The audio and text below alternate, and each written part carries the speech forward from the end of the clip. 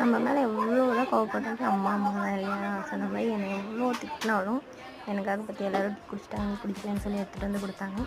அப்புறம் இந்த பக்கம் பார்த்தா சித்தப்பா ஒரே டார்ச்சர், போகலாம் போகலாம் போகலாம் அப்படின்னு சொல்லிட்டு நான் குடிச்சு முடிச்சுட்டு அவருக்காக வேக வேகமாக திரும்பினா அவர் ஃபோன் பேசிகிட்டு இருந்தார். 2 பேரும் சேர்ந்து பெட்ரோல் போடலான்னு சொல்லி கிளம்பிட்டோம் ஜாலியாக. அப்புறம் போயிட்டு பெட்ரோல் பங்குக்கு போனோம். போனால் அங்கே செம்ம ரஷ்ஷாக இருந்துச்சுங்க. இப்போ எங்கள் சித்தப்பா ஒரு ஸ்டெப் போடுவார் என்னன்னு சொல்லி பார்க்கலாம். மலர்ந்த ஸ்டெப்னு தான் நினச்சிங்க. அதுதான் இல்லை, வெயிலுக்கு அப்படி உட்காந்துட்ருக்காரு. அப்புறமேட்டு சொல்லிட்டு பெட்ரோல் போட்டுட்டு கிளம்புனா டயரில் காற்று இல்லையாங்க. சரின்னு சொல்லிட்டு எங்கள் சித்தப்பா பக்கத்தில் இருந்து ஒரு கடைக்கு போயிட்டு டயரு காற்று அடிச்சு கொடுத்தாரு. அப்புறம் எடுத்துகிட்டு கிளம்பிட்டேங்க. நான் எங்கள் சித்தப்பாவும் கிளம்பி ஒரு வழியாக எங்கள் அப்பா ஆசைப்பட்ட மாதிரி ஃபார்ச்சூனர்க்கு வந்துட்டோம்.